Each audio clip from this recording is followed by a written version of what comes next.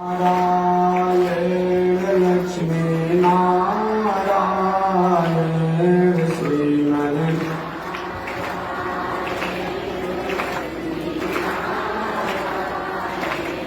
श्रीमन नारायण नारायण नारायण श्रीमन नारायण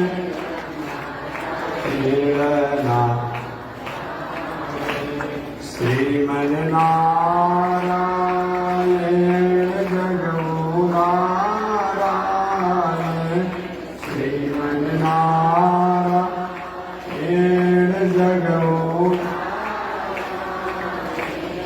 लक्ष्मी नारायण नारायण नारायण लक्ष्मी नारायण नारायण श्रीमन नारायण भवतारायण श्रीमन नारायण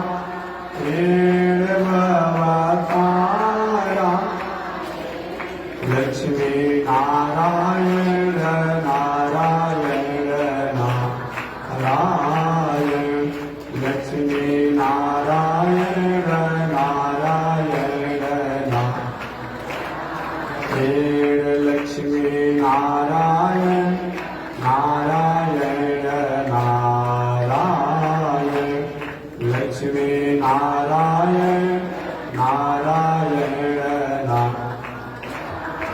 बोलिए श्री लक्ष्मी नारायण भगवान की अनंताचार्य कृपया वेदांत द्वयपारगम रामकृष्णाग्रसद्भक्तं विश्वक्सेन मुनिं भजे काषायं यज्ञसूत्रं शुचिवपुषि तथा चोर्ध्वपुण्ड्रं च भाले यस्यास्ते दक्षस्ते कलिकुमतिगिरीन्द्रेन्द्रवज्रं त्रिदण्डम् संसाराग्नि प्रशान्त्यै मृतजलममलं दारुपात्रं पवित्रं श्रीविश्वक्सेन सूर्य पदकमलयुगं श्रेयसे संश्रयामि लक्ष्मीनाथ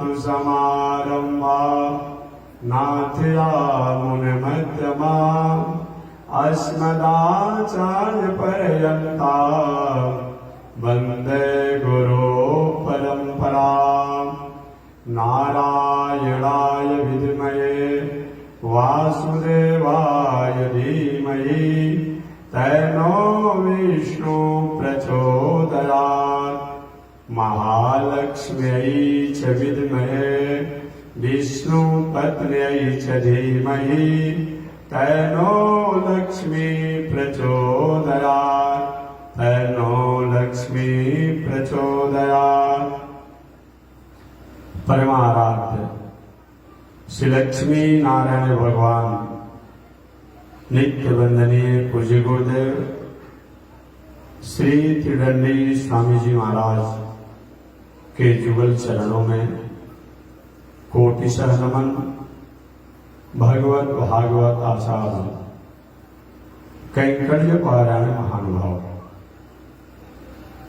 पावन भूमि पर पावन कथा को निवेदन किया जा रहा है। पावन कथा प्रसंग अंतर्गत नैमिषारण्य में 88,000 ऋषियों की अगुवाई करने वाले 1000 वर्षों तक धार्मिक अनुष्ठान होने वाला आयोजन में व्यास जी के शिष्य श्री उग्रश्रवा सुत जी व्यास गद्दी पर बैठे हैं। विप्रों में श्रेष्ठ श्री शौनक जी श्री सुत जी से पूछे कि हे सुत जी, मानव मात्र के कल्याण के लिए साधन तो अनेक हैं, समय भी कम है, किसी के पास समय है तो मन नहीं है, किसी के पास मन है तो समय नहीं है, किसी के पास मन और समय है तो तन नहीं लग पाता। ऐसे अल्प समय में अपने उन परमात्मा की प्रसन्नता को कैसे किया जा सकता है, जिन परमात्मा को प्रसन्न करने के लिए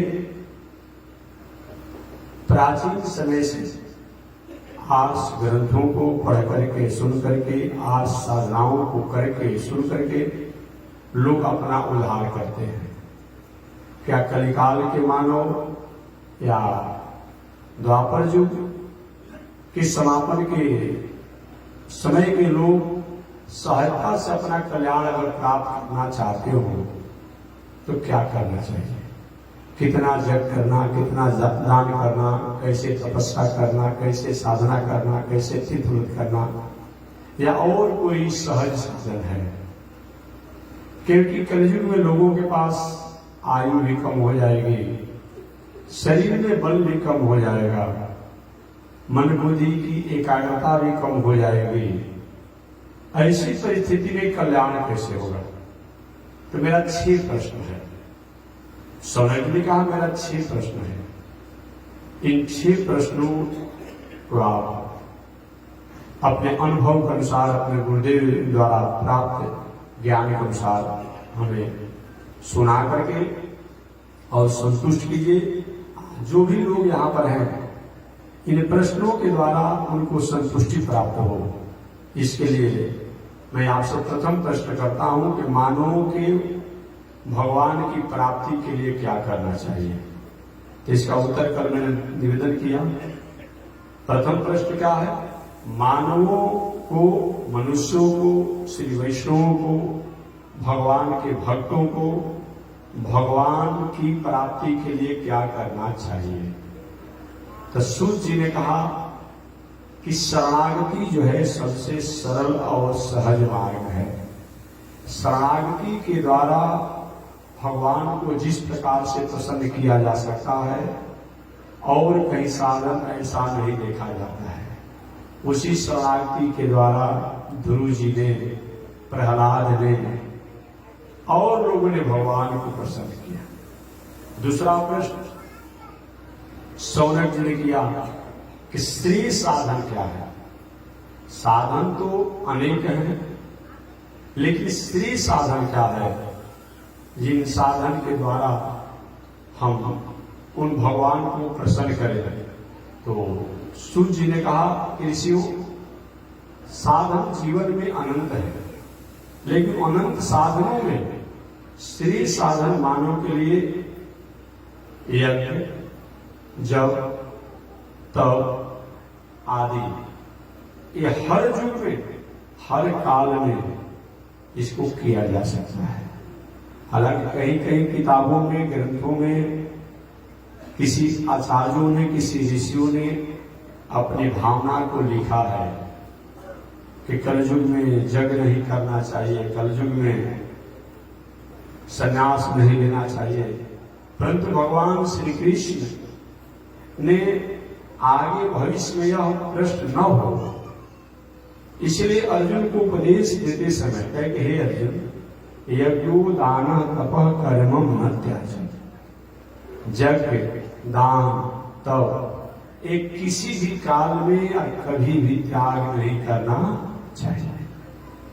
पावनानि मनीषिणा, महापुरुषों को पवित्र करने वाला होता है, इसलिए इसका कभी भी त्याग नहीं करना चाहिए। तीसरा प्रश्न, शास्त्र का सार क्या है? शास्त्र तो अनंत है, शास्त्र में अनेक आख्याय है, आख्यायिका है, अनेक उसमें स्थितियों को बताया गया है, लेकिन शास्त्र का सार क्या है? अन्य जो भी शास्त्र है, वेद हो, उपनिषद हो, इतिहास हो, पुराण हो, स्मृति हो, और जो भी शास्त्र है, आखिर वो कहना क्या चाहता है? सार माने उसका तात्पर्य क्या है?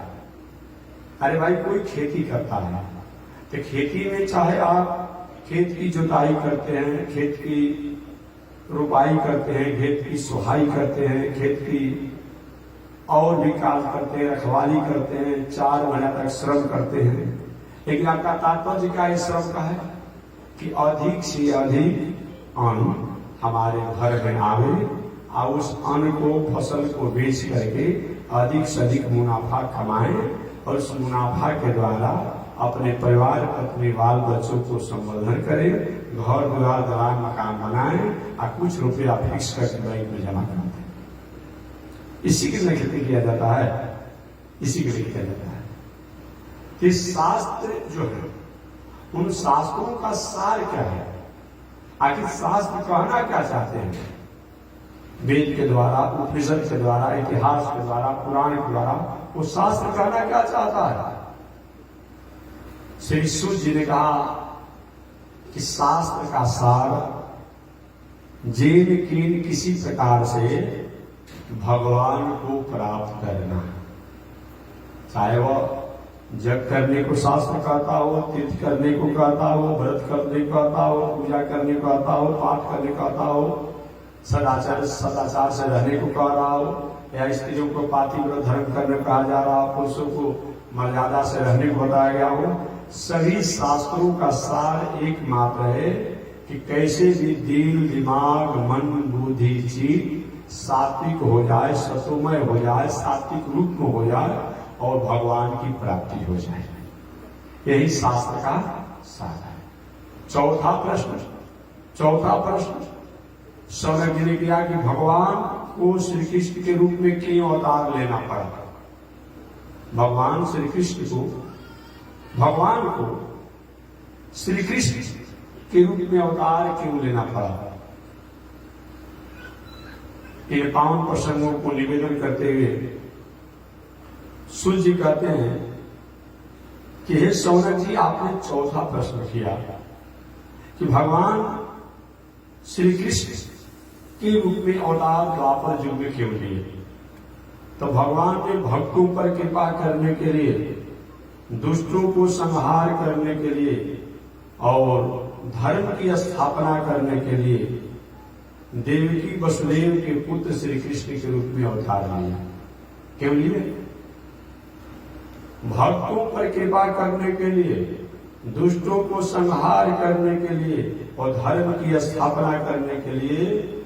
जो परम ब्रह्म परमात्मा सतयुग में नारायण के रूप में जाने जाते हैं और वामन के रूप में जाने जाते हैं, नरसिंह के रूप में जाने जाते हैं, त्रेता युग में राम के रूप में जाने जाते हैं, वही द्वापर युग में देवकी और वसुदेव के पुत्र श्री कृष्ण के रूप में होकर के और प्राणियों के मंगल करने के लिए इस संसार में एकमात्र का तात्पर्य था कि भक्तों का भावना का आदर हो, दुष्टों का संहार हो और धर्म की स्थापना।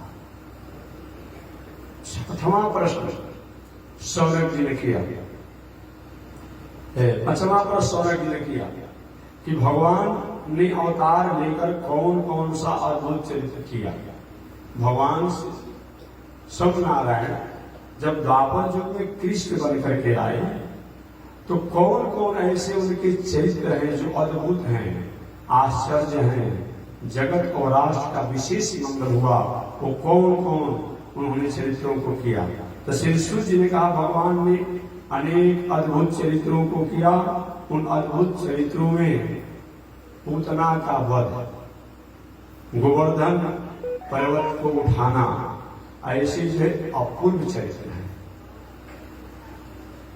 10 दिन का लड़का कहीं अपने शत्रु को मार सकता है, लेकिन अभी 10 दिन के नहीं हुए थे भगवान श्री कृष्ण। आप पूतना जैसी जो बकासुर की बहन पूतना है, उस पूतना जैसी राक्षसी को धूल चटा दिया। अहो बकीयम किलकाल कूटम, वो पूतना अपने अस्त्र में विष लगा करके और 10 दिन के बाद भगवान श्री कृष्ण को मारने के लिए आई थी। भगवान ने उस पुतना का दूध पान तो किया ही, साथ ही साथ प्राण को भी पान कर गए। विष भी लगा करके आए थे। भूत बाम शंकर जी को याद किए, बाबा हमको तो हम क्षीर सागर में रहते हैं तो दूध में रहने का पीने का तो अभ्यास है, लेकिन हमको विष पीने का अभ्यास नहीं है। कैसे विष को पिया जाए? बाबा ने कहा कि आप बस शांत रहिए, आप पुतना का दूध पीजिए, हम विष पी जाएंगे। हमको विष पीने का अभ्यास पहले से है। वही भगवान श्री कृष्ण की अद्भुत चरित्रों में पुतना उद्धार, पुतना वध, जो 10 दिन के बालक पूतना जैसे बलिष्ठ राक्षसी को पलक गिरते गिरते भर में समाप्त कर दे, उनके अद्भुत चरित्र हैं। आज कुछ लोगों द्वारा होता है कि भगवान श्री कृष्ण को भगवान नहीं मानते, कहते हैं कि वसुदेव के या नंद जी के लड़का है। लेकिन लीला जब करना होता है तो जैसे समाज का आकर्षण हो वैसे करना पड़ता है। भगवान इस संसार में आए थे तो उनको लीला करना था, तो लीला करना था तो वसुदेव और नंद के पुत्र तो बनना ही पड़ेगा, देवकी यशोदा का पुत्र बनना ही पड़ेगा। कोई नाटक हो रहा हो, नाटक में कोई हरिश्चंद्र कोई रोहित बनता है, तो जब तक से नाटक करता है दिखाता है मंच पर, तब तक उसको हरिश्चंद्र और रोहित का ही नाटक दिखाना पड़ता है। ये नहीं कहता है कि हम अमू के बेटा हैं, अमू के भाई हैं, अमू के पिता हैं। ऐसा अगर कहेगा तो नाटक अच्छा लगेगा? नहीं लगेगा। ठीक उसी प्रकार से भगवान जब इस संसार में भक्तों को उद्धार करने के लिए आए तो ब्रह्म होने के बाद भी, परमात्मा होने के बाद भी, ईश्वर होने के बाद भी एक वसुदेव और नंद जी के पुत्र रूप में होकर इस संसार में लीला की, ताकि लोगों हमको पहचान न पावे, या जो पहचाने वो तो पहचान ही। इसीलिए भगवान ने ऐसा किया।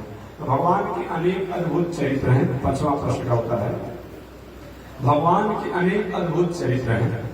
उन अद्भुत चरित्रों में भगवान के पूतना वध और गोवर्धन लीला ये सामान्य बात है। अभी 8 वर्ष के भगवान श्री कृष्ण हो गए और गोवर्धन पर्वत को उठा लिए। आज कितना भी बलवान है तो 1-2 क्विंटल कहीं उठाने वाले, पहले के जमाने में लोग कुछ होते थे मजबूत, तो खाटा खाटा होते तो कहा कि एक बगल में 50 किलो दबा लेते थे, एक बगल में 50 किलो दबा लेते थे। अयोग के बाजार करने कोई जा रहा है, मार्केट करने जा रहा है, आप 5 किलो सब्जी कहीं खरीद कर मार्केट से पैदल लेकर अचानक आ रहा है तो जीभ निकाल कर सांस लेने लगता है। शरीर में दमी नहीं है, ताकतें नहीं है, और रहेगा कहां से जी?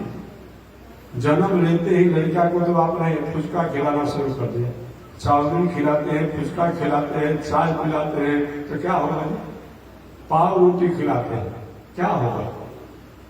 दम रह जाएगा। केवल प्लास्टिक के मूर्ति के समान, फोटो के समान ये देखने में शरीर लग रहा है, भीतर से ताकत नहीं रह गया है।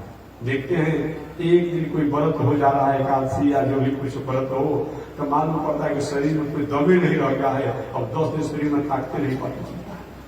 शरीर में कुछ है, केवल प्लास्टिक के कागज के फोटो जैसा हम लोग बस सुंदर दिखाई पड़ रहे हैं। लेकिन एक जमाना था जब कभी आप दक्षिण भारत में बहुत कम लोग गए होंगे, दक्षिण भारत में जाने पर पता चलता है कि कैसे बुद्धि बल वाले लोग थे। रघुनाथ भगवान का मंदिर और भी बड़े बड़े मंदिरों में जाइए, इतना बड़ा बड़ा पत्थर जो कम से कम 20 फीट 30 फीट लंबा और मोटाई भी कम से कम 2 फीट 3 फीट, 1 फीट से देखो मोटा पत्थर ही नहीं है। अब मंदिर के ऊपर रख दिया गया है, 1000 वर्षों से वो मंदिर बना हुआ है, कुछ नहीं हो रहा है। आज हम घर बना रहे हैं, अभी 10 वर्ष नहीं हुआ तभी उसमें चूना शुरू हो जाता है, सीटिंग करना शुरू हो जाता है। अब वो बना हुआ समझिए कितना मजबूत बना हुआ, कैसे लोग चढ़ाए होंगे। आज तो माने किरान का जमाना है, किरान हो गया है, उस समय तो किरान का आविष्कार हुआ नहीं था, आज से 1000 वर्ष पहले। कैसे लोग किए होंगे, किस तरीका से किए होंगे, इससे मालूम पड़ता है कि पहले बल था, पहले बल था। इसीलिए निवेदन करना है कि फिर भी लोग नहीं समझे कि भगवान श्री कृष्ण को वो कोई नंद नंदन ही मान ले, वसुदेव नंदन मान ले, तो उनकी बुद्धि की बलिहारी है। वस्तव कोई व्यक्ति और कोई बालक 8 वर्ष का आदि कोई पहाड़ उठा सकता है, जिसमें गोवर्धन पर्वत को भगवान उठाए थे। तो गोवर्धन पर्वत को सोचे कि अगर मैं कहता हूं कि मैं उठाया हूं, पूछा बाल गोपालों ने कि लाला एक गोवर्धन पर्वत को कौन उठाया है? भगवान ने कहा मैंने उठाया है। मित्र तो मित्र होते हैं, बड़ा तुम्हारे पास ये ताकत है और तुम्हारे कानी अंगुली में ये ताकत है, तुम गोवर्धन को उठा सकते हो। हम लोग ने अपने अपने लकुटिया को, अपने अपने छड़ी को, अपने अपने डंडे को लगा कर उठाया है, तुम क्या उठाओगे? लाला तुम बात ठीक ही कह रहे हो, ठीक ही कह रहे हो। अगर और कहा बालकों ने कहा तुमको विश्वास नहीं है तो तुम अपना अंगुली हटा कर देख लो कि तुम्हारी अंगुली पर गोवर्धन उठा हुआ है कि हम लोग लकुटियों पर, डंडों पर, छड़ियों पर उठा हुआ है। भगवान का ठीक ही है। और क्या किए भगवान? थोड़ा सा अपने अंगुली को नीचे किए, अब जितने बाल गोपाल थे जो अपने लकुटी को, छड़ी को, डंडा कर तड़ करके, चट करके टूट कर गिरने लगा, मालूम पड़ा सबको नीचे बैठा देगा। लाला संभालो संभालो संभालो संभालो। भगवान ने तब पुनः आधार दिया। यहां तो समाधान हो। अब बाल गोपालों ने कहा लाला ही बताओ, एक साथ खाए, एक साथ खेले, एक साथ रहे, और तुम्हारे ये अंगुली में इतना ताकत कहां से आ गया? एक साथ खाते हो, खेलते हो, रहते हो, तुम भी माखन खाते हो, हम भी माखन खाते हैं, तुम भी माता का दूध पीते हो, हम भी माता का दूध पीते हैं, तो तुम्हारे में बल कहां से आ गया? भगवान के अगर मैं कहता हूं कि भगवान होते मानेंगे नहीं।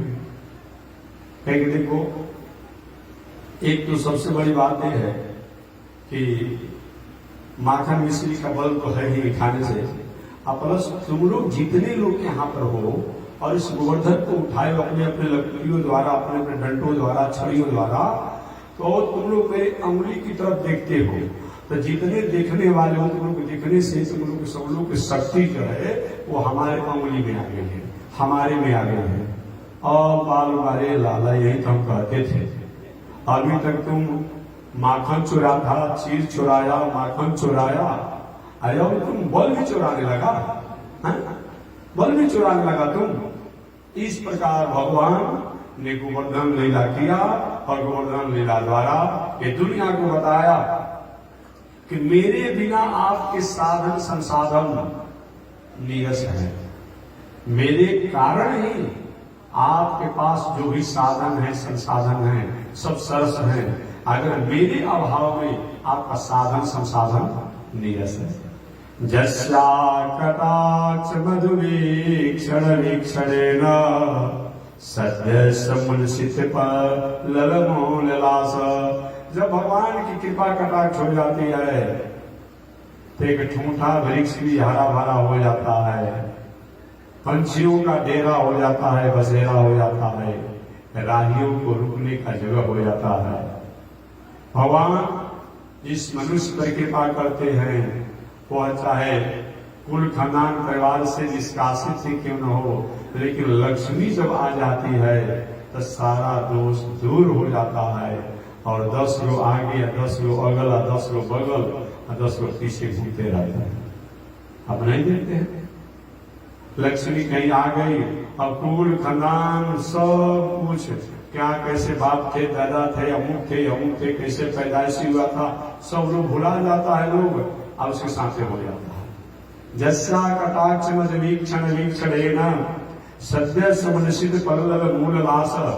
ऐसे भगवान की कृपा है तो उनकी जी पर कृपा हो जाती है, वो किसलय हो जाता है। इस प्रकार 5वें प्रश्न के उत्तर को देते हुए श्री सूत जी ने कहा कि हे सौनक जी, भगवान के तो अनेक अद्भुत चरित्र हैं, उन अद्भुत चरित्रों में उतना वध और गोवर्धन धारण की लीला जो है वह मानवों को उन भगवान को भगवान समझने के लिए, सोचने के लिए बात कर देती है। इस पर भगवान ने तो अनंत ऐसी ऐसी लीलाओं को किया है, अनेक लीलाओं को किया है, लेकिन ये मुख उनके अद्भुत चरित्र हैं। छठवां प्रश्न श्री शौनक जी ने किया कि भगवान को अपने धाम जाने के बाद धर्म किसका आश्रय लिया। भगवान जब अपने धाम को चले गए तो धर्म ने किसका आश्रय लिया? क्या धर्म समाप्त हो गया? श्री सूर्य जी कहते कि नहीं, भगवान को अपने धाम जाने के बाद धर्म जो है वह भगवान के भक्तों का आश्रय लिया, भागवत का आश्रय लिया, भगवान के मंदिर का आश्रय लिया, भगवान की कथा का आश्रय लिया और भगवान के धाम का आश्रय लिया। धाम माने जहां जहां भगवान का धाम है, अयोध्या, मथुरा, माया, काशी, कांची, अवंतिका, पूरी, द्वारवती, चैव, ये जहां जहां खरसाते नहीं, बगसर, प्रयाग और भी निविसारण, पुष्कर, जितने हैं, श्रीरंगम, हरिशैल, अंजनगिरी, शेषादि सिंहाचलम, श्रीकुर्मं पुरुषोत्तमं च बदरे, नारायणं नैमिषं, श्रीमद्द्वारवती, प्रयाग, मथुरा, अयोध्या, गया, पुष्करम, सालग्राम निवासिना विजयते रामानुजोयम मुनि। ये जहां जहां भगवान के धाम हैं, चाहे वह नैमिषारण हो, चाहे पुष्कर हो, चाहे बक्सर हो, चाहे काशी हो, चाहे गया हो, चाहे उज्जैन हो, चाहे मुक्ति नारायण हो, चाहे बद्री नारायण हो, चाहे जगन्नाथ धाम हो, मैंने जहां जहां भगवान के धाम हैं वहां भगवान के चले जाने के बाद धर्म जो है वहां आश्रय ले, धर्म ने वहां पर आश्रय लिया। और दूसरा, जहां भगवान के भक्त रहते हैं वहां भी धर्म ने आश्रय लिया, जहां भगवान रहते हैं, भक्त रहते हैं, वहां भी आश्रय लिया। भगवान जहां रहते हैं वहां धर्म ने आश्रय लिया, भगवान के भक्त जहां रहते हैं वहां आश्रय लिया, और भगवान की कथा जहां होती है वहां भी धर्म ने आश्रय लिया। इस प्रकार से श्री शौनक जी के 6 प्रश्नों का उत्तर सूर्य जी ने दिया। आगे सूर्य जी उत्तर देते हुए कहते हैं कि हे शौनक जी, वह धर्म साक्षात भगवान के धामों में रहते हुए, बद्रिकाश्रम तो साक्षात भगवान का प्रत्यक्ष मूर्ति ही है, स्वरूप ही है, क्योंकि भगवान ने अपने मुख से कहा है। जिस समय भगवान श्री कृष्ण अपने लोक में जाने लगे तो अपने भक्त उद्धव से कहे, उद्धव, मेरे जाने के बाद मेरा स्वरूप, मेरी शक्ति, मेरी सत्ता साक्षात बद्री नारायण भगवान में रहेगी, साक्षात श्रीमद् भागवत महापुराण में रहेगी और मेरे भक्तों में रहेगी। जहां जहां मेरी कथा होगी वहां वहां रहेगी, और जहां जहां मेरा धाम होगा वहां रहेगी। ये भगवान श्री कृष्ण समझता है। तो ही कहते हैं कि साक्षात ये भागवत है भगवान का स्वरूप है। उन भगवान में मन को एकाग्र करते हुए भागवत कथा को श्रवण करना चाहिए। कलियुग में साधन तो अनेक हैं, लेकिन भागवत कथा के द्वारा जैसे हमें आत्म संतुष्टि मिलती है, आत्म कल्याण होता है, आत्म उद्धार होता है, और शास्त्रों में बहुत परिश्रम है, लेकिन यहाँ परिश्रम कम और फल अधिक। एक बात और है, वेद पर विचार करना पड़ जाता है कि वेद को कौन पढ़ेगा, कौन जानेगा, किसको सुनाया जाए, किसको नहीं सुनाया जाए। उपनिषद के लिए बहुत प्रकार के मानक है और मापदंड है। अरे भाई, सब जो है आईएएस और आईपीएस और न्यायाधीश की गति पर नहीं बढ़ सकता है। इसलिए बहुत बड़ी लाखों लाखों लोग, 10 लाखों लोग परीक्षा देते हैं, उसमें 1500 से 200 लोग की चुना जाता है। लेकिन सामान्य रूप में अरे किसी को मनरेगा कंपनी द्वारा गाँव गाँव मजदूरी करना हो, 300-400 रुपए जो सरकार का मानक हो, तो कहीं न कहीं जाकर के अपना बात रह करके भाई हमको मजदूरी को सीखने का मौका दिया जाए, तो अपने अपने पंचायत में अगर कोई चाहे मजदूरा, तो कभी न कभी अगर अच्छा वहाँ का कर्मचारी हो, अधिकारी हो, तो मौका मिल सकता है। लेकिन जो IAS और IPS और न्यायाधीश बनना चाहेगा, तो कितना भी आग्रह करने पर एक काम संभव नहीं है। वेद उपनिषद जो है, एक तो सबके मानक पूरा नहीं हो पाता है। त्रिकाल संध्या बंधन करने वाला होना चाहिए, जनेऊ का अधिकारी होना चाहिए, जीवन में सदाचार का जीवन जीने वाला होना चाहिए, और ऐसा छांटते जैसे देखते हैं, और 10 लाख IAS और IPS का परीक्षा देता है, और छांट कर कितना हो जाता है, 100-200 500 1000 तो बहुत हो गए अपने आप में। इस प्रकार से समझिए 2-4 तक, मान लीजिए 5000 तक हो गए। अब 10 लाखों में से 20 लाखों में से छांट कर किया गया, तो इतना मानक है वेद शास्त्र इतिहास पुराणों के द्वारा कि उस मानक पर खारा नहीं उतरते हैं। लेकिन ये भागवत जो है, ये तो स्पष्ट भागवत में कहा गया है, चाहे वह ब्राह्मण हो, क्षत्रिय हो, वैश्य हो, दास हो, या पंचम भी वर्ण हो। पंचम वर्ण समझते हैं ना, कहीं किसी के जन्म पैदाइशी में इधर उधर हेरा फेरी हो गया होगा, बात समझिए, किसी कारण से माता पिता के ज्ञात अज्ञात में हेरा फेरी हो गया हो, बेचारा जन्म ले लिया तो जन्म ले लिया।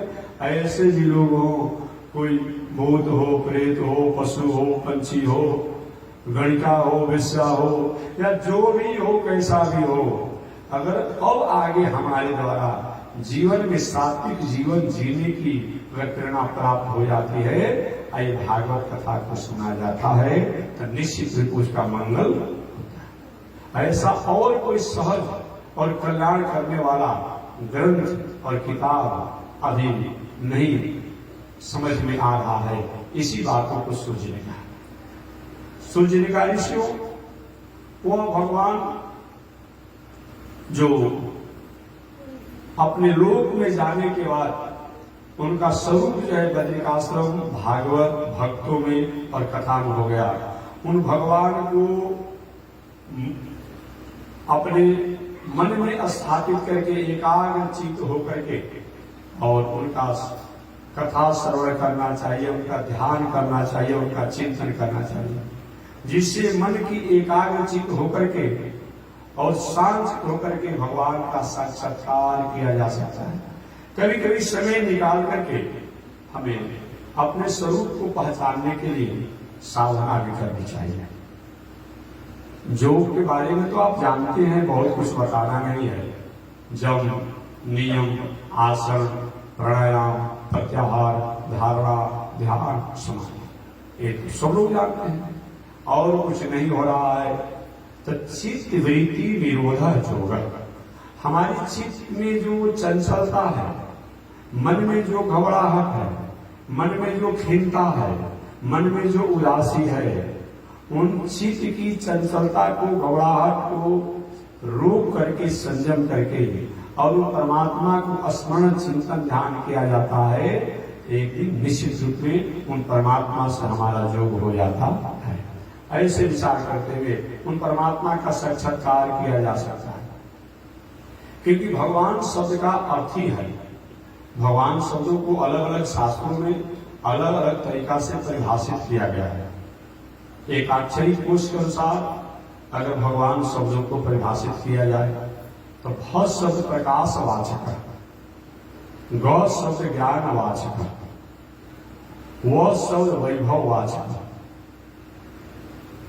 और न शब्द नेक वाचक है। भगवान शब्द एक अक्षरिक कोश के अनुसार होता है। भ शब्द प्रकाश वाचक, ग शब्द ज्ञान वाचक, व शब्द वैभव वाचक और न शब्द नेक वाचक। जो प्रकाश, ज्ञान, वैभव और नेक करने में सक्षम हो, परिपूर्ण हो, उन्हीं को भगवान कहा जाता है।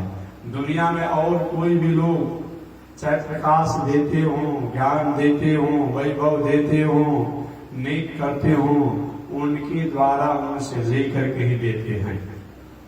क्योंकि मंगल भवन मंगल हारी द्रवहु सुदशरथ अजय विहारी। मंगलम भगवान विष्णु मंगलम गरुड़ ध्वज कहा गया है। तो मंगल के भवन है, तो कोई भी मंगल अगर देगा, शंकर जी, गणेश जी और भी जो भी लोग देने वाले हो, ब्रह्मा जी, तो इन्हीं भगवान से मांग करके नहीं देंगे। मिठाई जरूर आप खाइएगा, लेकिन मिठाई के दुकान से लेकर के ही खाना पड़ेगा, या कोई खरीद कर दिया हो तो खाएंगे, या सब कारीगर को बुलाकर मिठाई बनाएंगे और तब खाएंगे। और मिठाई की जो सामग्री है उसको लेकर भी घर पर बनाना पड़ेगा। जो मिठाई जो बनाना हो तभी आप खा सकते हैं। तो जो भी मंगल किसी देवी देवताओं द्वारा या किसी द्वारा प्राप्त होता है, वो मंगल देने वाले तो भगवान ही है। एक पौराणिक, भले कुछ समय के लिए कोई लोग कुछ प्राप्त कर ले, एक व्यवहारिक और पौराणिक कथा मैं सुनाऊंगा। एक बार इस समय के नहीं, काशी नरेश, पुराने काशी नरेश थे, प्राचीन काल के काशी नरेश थे। एक बार उनके समय में एक अघोरी बाबा है, अद्भुत परंपरा का अघोरी बाबा है। वो छोटा मोटा कुछ जादूगरी विद्या वो कहीं देता है। अरे मदारी क्या करता है, जादूगरी विद्या तो जरूर आपको कर देगा, लेकिन वो आपकी समस्या का समाधान नहीं करता है।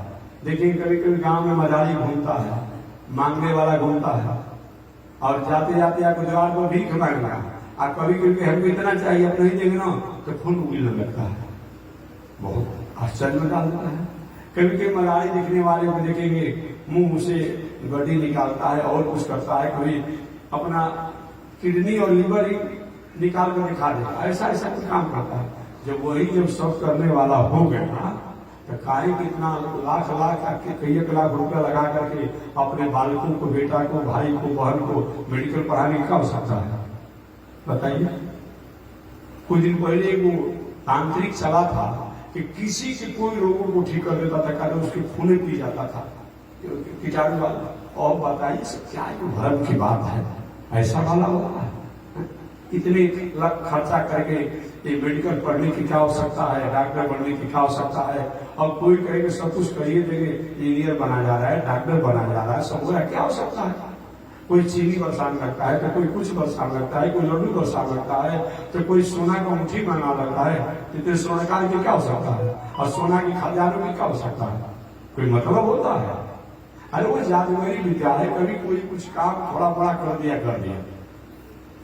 अब काशी नरेश के यहाँ एक अघोरी बाबा है, अद्भुत। उन्होंने कहा राजन अभी तक आप क्या करते थे? महाराज मैं अपने गुरुजनों द्वारा प्राप्त गायत्री मंत्र का अनुष्ठान करता हूँ।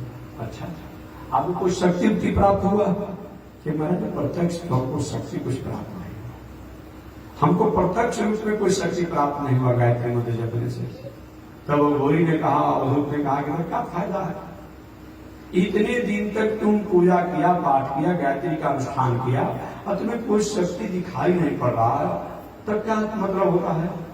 मेरी साधना को तुम करो और मैं तुम्हें 12 घंटा 24 घंटा में शक्ति प्रदान कर दूंगा। सबको चाहिए कुछ समय में, ठीक है महाराज। और क्या के शमशान कर ले गया, उघारे लौटे कर भाई, जिसका जैसा तंत्र मंत्र है वैसे ही काम होगा। अभी जो टोना झाड़ फूक करने वाले जो होते हैं, जिसको अपनी भाषा में आप लोग डाइन करते हैं, जिस भाषा में करते हैं, ऐसी होती है कठिन। अपने दामाद को धन संपत्ति सब दान कर देंगे, लेकिन जादूगरी विद्या अगर सीखती हो, जानती हो, तो अपने दामादों को विद्या नहीं बताएगी। कितना होता है, अपने दामाद को भी नहीं बताएगी, बेटी को नहीं बताएगी, तुम्हें जब तक अधिकारी नहीं समझेगी। लेकिन ये सब क्या है? ये तो आप जब किताब पढ़ेंगे तंत्र मंत्र की, चाहे और भी बहुत प्रकार के जादूगरी किताब है, पुलिस तंत्र इत्यादि करके है, वहां लिखा हुआ है सावधान, ये करने वाला व्यक्ति अधोगति को प्राप्त करता है, मनुष्य को नहीं करना चाहिए।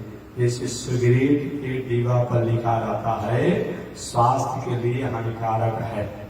अब आप पीजिए, कंपनी को कंप्लेन आप नहीं कर सकते हैं कि कंपनी वालों ने लिख दिया कि स्वास्थ्य के लिए हानिकारक है, और जितना सिगरेट पीना है पीजिए। उसी प्रकार तंत्र मंत्र किताबों पर लिखा रहता है कि इसको करने वाला अधोगति को प्राप्त होता है, लेकिन विद्या है, विद्या है। और जितने तंत्र मंत्र वाले हैं इनको लंबे या अनेक प्रकार के उल्टा खाना उल्टा पीना एक बहुत उनका एक दिनचर्या होता है। और शमशान में काशी नरेश को ले गया वो घोरी, इसको अद्भुत आपका ले गया, उनको लंबे उघारे कर दिया, अपने भी लंबे उघारे हो गया। और जो साधना की जो तरीका है शराब से, मछली से, मांस से, कच्चा खाना, पक्का खाना जो होता है, अवधूत परंपरा में, अघोर परंपरा में 5 गो मकार से मुक्ति मांगता है वो, 5 मकार से। ये मेरा बात नहीं है, उनका स्वयं दर्शन कहता है। मध्यम मांसम मीनम च मुद्रा मैथुन एव च पीत्वा पीत्वा पुनः पीत्वा। मध्यम इतना पियो कि पीते पीते बहुत बड़े सिद्ध बाबा है। मध्यम मांसम, मांस अगर आदमी का लाश भी मुर्दा नदी में बहते जा रहा हो, कुत्ता का जा रहा हो, गाय का जा रहा हो, भैंस का जा रहा हो, सुअर का जा रहा हो, बकरा का भी जाता जा रहा हो, मुर्दा बहते हुए उस सुन से खा। मध्यम मांसम मीनम च, मछली जो है उसको ककड़ी और खीरा के समान कांचे खाओ तो सिद्ध हो जाओगे। राम ये कोई धर्म है जी? काहे के लिए ये सब इतना करना? एक मुट्ठी किशमिश और एक मुट्ठी काजू बरसाने के लिए, इससे क्या मिलेगा भाई इतना जीवन को बर्बाद करने से? तो मध्यम मांसम मीनम छ मुद्रा मैथुन एव च। मुद्रा और मैथुन अगर एक भैरवी चक्र उनका होता है, चाहे बहन आ जाए, बेटी आ जाए, माई आ जाए, फुआ आ जाए, तो उसके साथ भी अगर भोग वासना किया जाए तो सिद्धि प्राप्त होता है। राम ऐसा कर, अब तुम इसको सिद्धि और साधक मानते हो, ऐसे वो सिद्धि प्राप्त करता है। ऐसा सिद्धि के क्या मतलब होता है दुनिया में? लेकिन आज कुछ लोग आज भी सब जानने के बाद भी उस स्थिति से गुजरते हैं, इस स्थिति से गुजरते हैं। नहीं, ये बहुत अपने आप में राष्ट्र के लिए, समाज के लिए, संस्कृति के लिए बहुत उपद्रवकारी विद्या है। ठीक है, कुछ चमत्कारी विद्या करने के लिए तुम करो। और काशी नरेश उस अघोरी के द्वारा जो किया जा रहा था अवधूत के द्वारा, और वो साधना करने लगे। सोही में अगला दिन 12 बजे रात में वो जो साधना बताया, वर मांगो वर मांगो वर मांगो वर मांगो, मैं तुम्हारी साधना से प्रसन्न हूं, तुम्हारी साधना से प्रसन्न हूं, जो तुम मांगोगे मैं दूंगा, जो तुम मांगोगे मैं दूंगा।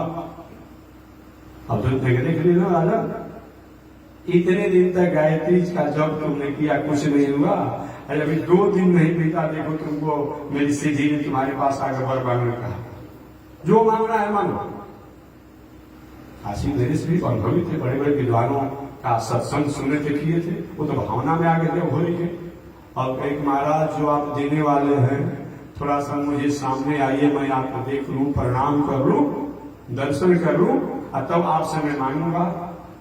और आवाज आया, अरे ये नेकी का तुम बदी करना चाहते हो, हम तुम्हारा भला करना चाहते हो, तुम्हें राहित करना चाहते हो, ऐसा नहीं होगा। काशी नरेश ने कहा, क्यों नहीं होगा महाराज, मैं तो आपको सामने आने के लिए कह रहा हूं, आइए सामने और हमें दर्शन दीजिए, क्यों नहीं होगा? उसने आवाज आया, इसीलिए कि तुम्हारे द्वारा जो बहुत दिनों तक गायत्री मंत्र का जो जप किया गया है, उस गायत्री मंत्र के जप के कारण तुम्हारे नेत्र से तेज निकल रहा है, और उस तेज से मैं जल जाऊंगा, समाप्त हो जाऊंगा, मेरा सर्वनाश हो जाएगा, इसीलिए तुम्हारे सामने मैं नहीं आऊंगा। काशी नरेश का राम, जो हम अनुभव नहीं करते हैं, देखते नहीं है, और गायत्री मंत्र केवल हम अनुष्ठान करते हैं, मेरे अनुष्ठान के कारण, मेरे नेत्रों से तेज के कारण क्या है, इसका इष्ट जल जाएगा। ऐसा इसका क्या मतलब होता है? अब जितना तंत्र मंत्र जादू टोना घोरी परंपरा के सब फेंक फाट करके अब पुनः अपनी जो मर्यादा की जो साधना था उसमें लग गए। यही तो है, यही है। एक बार मैं अपनी अनुभवी कह दूं, क्योंकि अपना अनुभवी को भी कहना चाहिए, आपको मैं नहीं कहता हूं, देखिए बात समझ लेगा। केवल किसी अपने अनुभव में अगर संदेश प्राप्त होता हो, अनुभव होना चाहिए। तो मैं अपना अनुभव करता हूं। जैसे शंकर जी ने पार्वती जी से कहा, उमा कहूं मैं अनुभव अपना। ये शंकर जी पार्वती से क्या कहे, उमा कहूं मैं अनुभव अपना। हे उमा, हे पार्वती, हे पर्वत के पुत्री, मैं अपना अनुभव कह रहा हूं, दुनिया का अनुभव अलग है।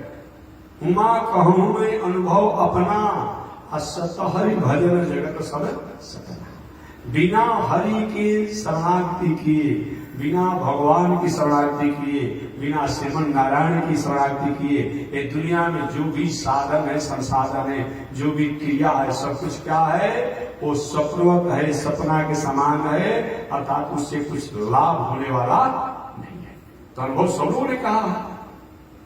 काकभूषुंडी जी ने भी, गरुड़ जी जुनू के संवाद में अनुभव हुआ है, सब लोग अपना अनुभव कहते हैं। तो मैं भी अपना अनुभव करता हूं। मैं उस समय झारखंड प्रदेश में था, वो जपला के पास में एगो सूरदास जी थे, जो कि नेत्र नहीं था सूरदास के, नटे नटे थे। और रोज आरती कथा होता हमें। एक दिन लोगों ने कहा कि महाराज जी ये बहुत बड़े सिद्ध हैं। अच्छा, क्या बात की सिद्धि? क्या महाराज जी जो चाहेंगे वो सामान मंगा देंगे। अच्छा भाई, जो चाहेंगे सामान मंगा देते हैं, सौंठी मंगा देते हैं, कहीं से सिगरी मंगा देते हैं, कहीं से मिठाई मंगा देते हैं। हमने कहा अच्छी बात है भाई। तो हमने कहा ठीक है, बुलाइए। तो हमने बुलाया। तो नेत्र तो था नहीं उनको, उम्र भी लगभग उनका 70 वर्ष का होगा उस समय जिसमें मैं जब काम था, 70 वर्ष का था। तो हमने कहा कि हमको 3 को सामान आप मंगा दीजिए। कौन कौन महात्मा जी? तो हमने कहा सबसे प्रथम तो हमको मंगा दीजिए बाला तिरुपति जी का लड्डू। हमने कहा बाला तिरुपति जी का लड्डू मंगा दीजिए, इच्छा होने उस प्रसाद को पाने के लिए। और दूसरा मंगा दीजिए हमारे बक्सर समाधि स्थल से जो हमारा किताब है यतीम धर्मात्मन, उसको मंगवा दीजिए, ये मंगा दीजिए। और तीसरा मैंने कहा कि रंगनाथ भगवान के यहाँ से वो भी हमको हाथ प्रसाद बना दीजिए। ठीक है, मौका दीजिए, हमको मौका दीजिए। ठीक है, मौका दे रहे। कितना दिन का मौका दिया? फिर 2-4-5 दिन का मौका दिया। 2-4-5 दिन का मौका दिया गया। 5 दिन के बाद हमने कहा कि क्या हुआ? कथा में आते थे, बगल गाँव के रहने वाले थे। फिर देखिए हमारा इष्ट तो गया बाला तिरुपति जी के यहाँ, लेकिन चढ़ ही नहीं रहा है पहाड़, भगवान के यहाँ जा ही नहीं रहा है हमारा इष्ट। और हम आपके समाधि स्थल त्रिवेणी संगम कि वहां सांप पहाड़ा गया है। और बताइए, सामान्य व्यक्ति कोई जाता है तो वहां सांप उसको दिखाई नहीं पड़ता है, और उनके इष्ट को सांप वहां पहाड़ा दे रहा है। एक कोई मतलब होता है? ऐसा तंत्र मंत्र जादू विद्या से क्या मतलब है? बताइए क्या मतलब है? इसीलिए ये सब जो है एक कुछ समय के लिए भ्रम में और कुछ समय के लिए शरण में लाने के लिए लोग करता है। वाकई चाहे हमें प्राप्त हो या न हो, लेकिन हमें वैदिक परंपरा और शास्त्रीय परंपरा से रहना चाहिए। तो चलिए, मैं अपने शब्दों को, भगवान शब्दों को मैं व्याख्या कर रहा था, और भगवान शब्दों की व्याख्या करते करते बहुत आगे बढ़ गया। तो भगवान का मतलब क्या होता है? एकाक्षरी पुरुष।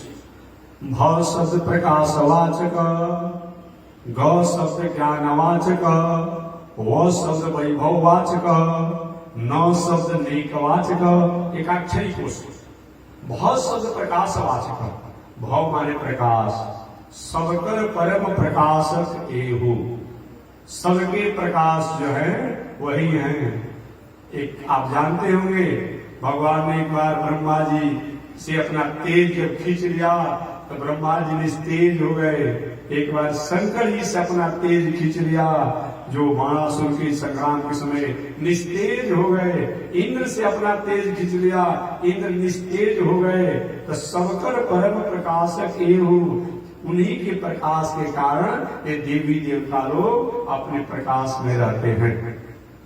संत महात्मा ज्ञानी अमलात्मा विमलात्मा जो भी उनके पास प्रकाश है, उन्हीं के प्रकाश के कारण। तो भव शब्द प्रकाशवाचक, गौ शब्द ज्ञानवाचक, ज्ञान जो कुछ भी दुनिया में ज्ञान है उनका वही भंडार है, उन्हीं के द्वारा लोगों को प्राप्त होता है, वही से सप्लाई होता है, ज्ञान के सूचक है।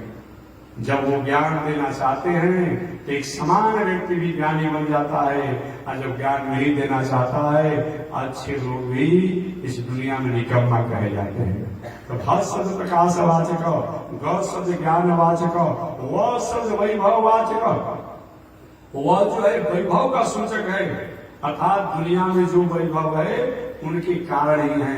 वो अगर वैभव देना चाहते हैं तो हम आनंद हो जाते हैं, और जो अपना वैभव हटा लेते हैं तो दुनिया के लोग के प्रयास करने पर भी कुछ नहीं होता है। और न शब्द नेक वाचक, न माने नेक, नेक माने हमारी एक्सपीरियंस नहीं हो, हमारी योग्यता नहीं हो, हमारी क्षमता नहीं हो, हमारी औकात नहीं हो, हमारी स्थिति नहीं हो, हमारा स्टेटस नहीं हो, फिर भी जो नेक करता है उनको भगवान कहते हैं। इसीलिए आपने कभी सुना होगा, एक बार एक भक्त ने भगवान से पूछा था कि प्रभु आप में कोई दोष अवगुण है कि नहीं है? भगवान ने बिल्कुल नहीं है। अब जिसमें जो दोष अवगुण होता है ना वो कुछ न कुछ होता है।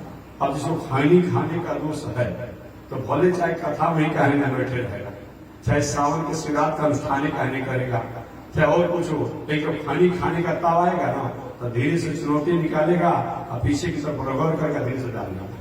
वो स्वभाव होता है जिसका दूसरे आदत होता है। गंजेड़ी को गंजा का जो स्वभाव है वो कहीं के अपने कथा में रहेगा, और जब समय उसको याद पड़ेगा गंजा का ना तो ढूंढने लगेगा कहाँ पेड़ के नीचे कौन गंजेड़ी बैठा है, वहां जाकर के एक किलो और भी लगा ले।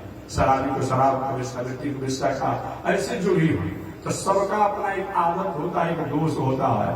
भक्त ने पूछा प्रभु आपको कोई दोष है कि नहीं है? भगवान ने कहा बिल्कुल हमारे में कोई दोष नहीं है। अगर दोष होता तो फिर भगवान नहीं कहेंगे।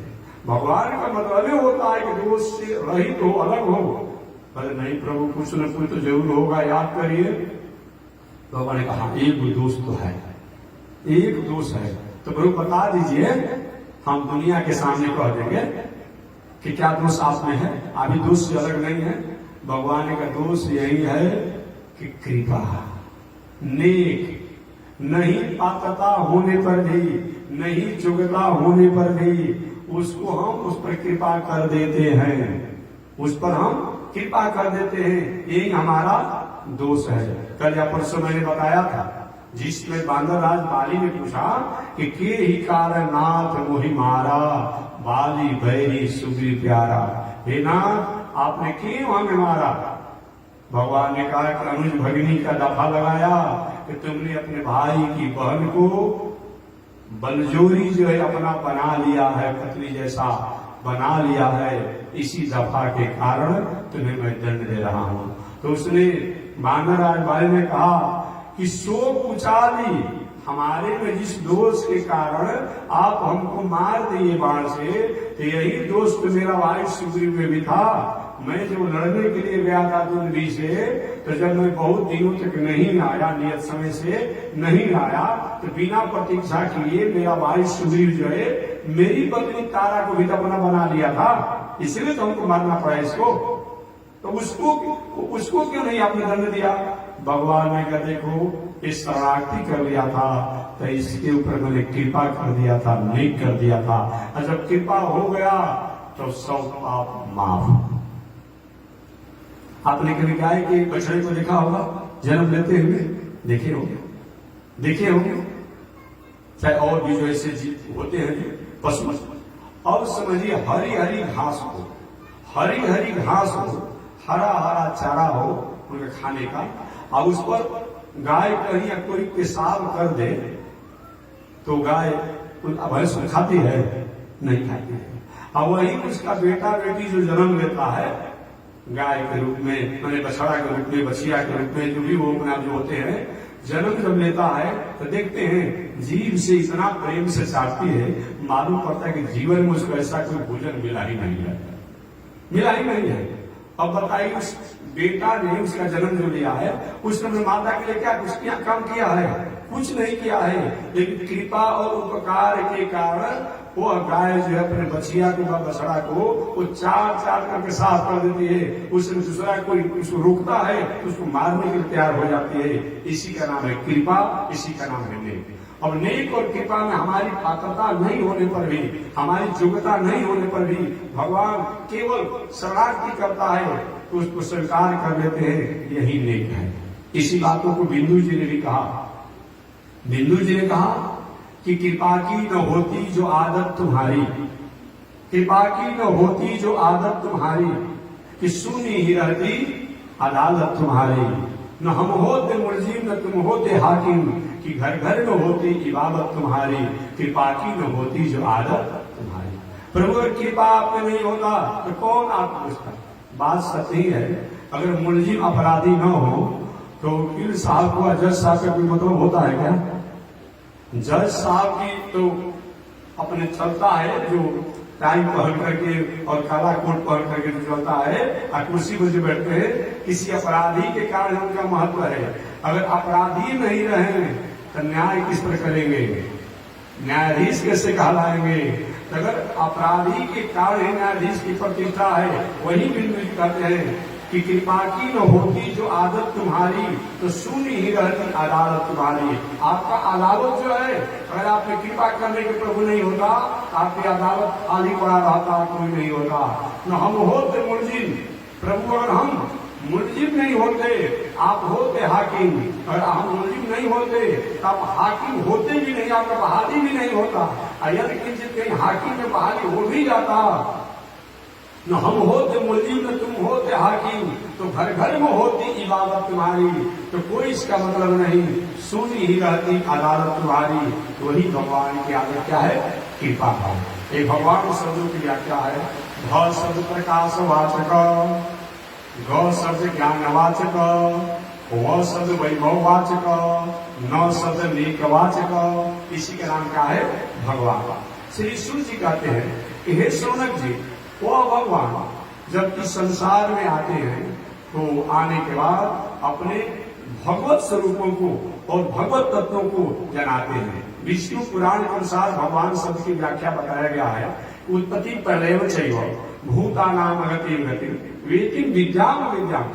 6 गुण जिसमें हो उनको भगवान कहते हैं, जो पूरे दुनिया की उत्पत्ति, पूरे दुनिया के संहार, पूरे दुनिया के ज्ञान, पूरे दुनिया के अज्ञान और भूत प्राणियों की गति अगति को जो जानने वाला हो उसको भगवान कहते हैं। रामम बिना का गति, श्री रामायण में लिखा हुआ है, राम के बिना गति क्या, ऐसे भगवान शब्दों को बताया गया है। या भगवान का मतलब जिसके द्वारा अर्थ, धर्म, काम, मोक्ष, एज यू लाइक इट, जो आपकी पसंद हो, अर्थ की कामना हो, धर्म की कामना हो, संसारिक कामना हो और मोक्ष, इन चारों को देने वाले हैं, उनको भगवान कहते हैं। ऐसे भगवान विष्णु ही जो है वो मानव मात्र को आराध्य हैं। वो भगवान विष्णु ही सत्वमय होकर के दुनिया का कल्याण करते हैं। वह विष्णु ही पालन करते हैं, वह विष्णु ही संहार करते हैं, वह विष्णु ही मोक्ष करते हैं। उन्हीं विष्णु को व्यापक होने के कारण भगवान को विष्णु कहा जाता है। सृष्टि के प्रारंभ के प्रणेता होने के कारण उनको नारायण कहा जाता है।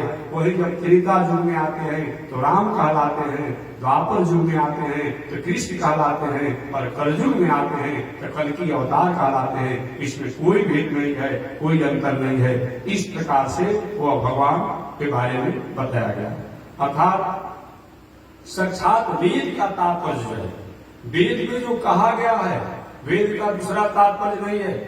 वह भगवान श्री कृष्ण के चरणों में प्रेम, उनकी आराधना, उनकी उपासना, उनका निध्यासन, यही वेद का मतलब होता है।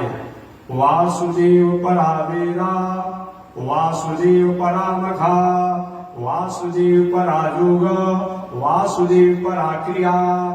ये भागवत में स्पष्ट आ गया है। वासुदेव परा वेदा, भगवान का मतलब, वासुदेव का मतलब, नारायण का मतलब, राम का मतलब, कृष्ण का मतलब होता है कि वेद जानने का तात्पर्य यही है। वेद का मतलब यही होता है कि भगवान को जानना, भगवान को मानना, भगवान की शरणागति, भगवान की उपासना। वासुदेव परा वेदा, वासुदेव परामखा। जग का मतलब यही होता है, जिस जग के द्वारा उन वासुदेव में हमारा प्रेम हो तो जग जग है। अगर उनको प्रेम नहीं हुआ तो जग का कोई मतलब नहीं है।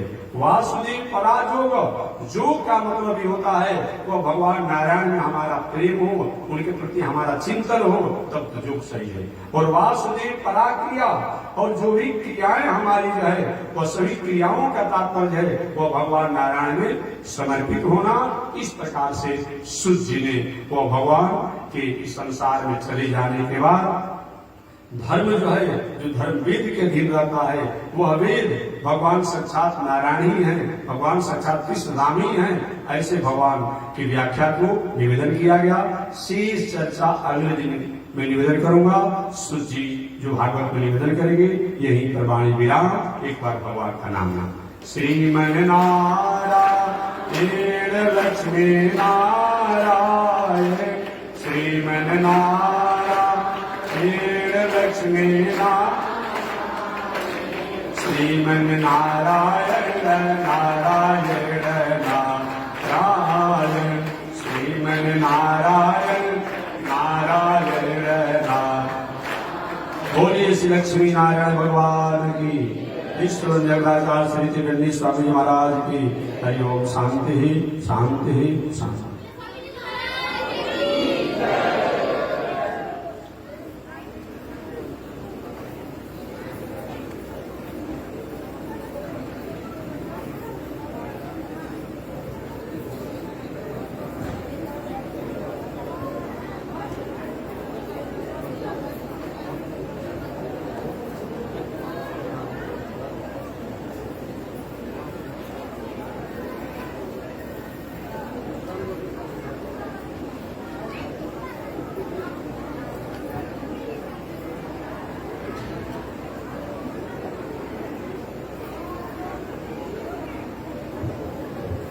नारायण।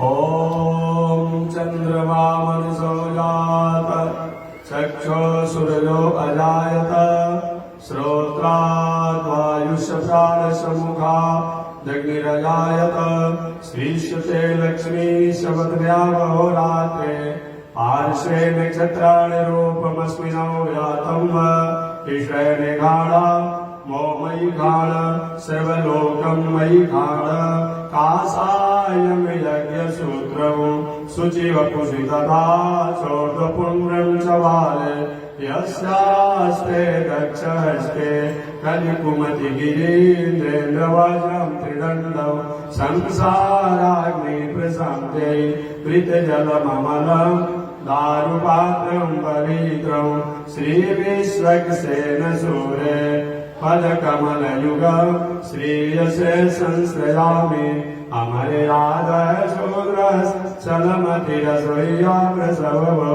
कृतघ्नो दूरवाणे स्मर परवशो वञ्चन पर, नृशंसभावे च कथममितो दुःखजलधे, तव परिचर्यं जनयो। लक्ष्मी नारायण भगवान की, विश्व जगदाचार्य श्री चिरंजी स्वामी महाराज की हरि ओम। शांति शांति शांति।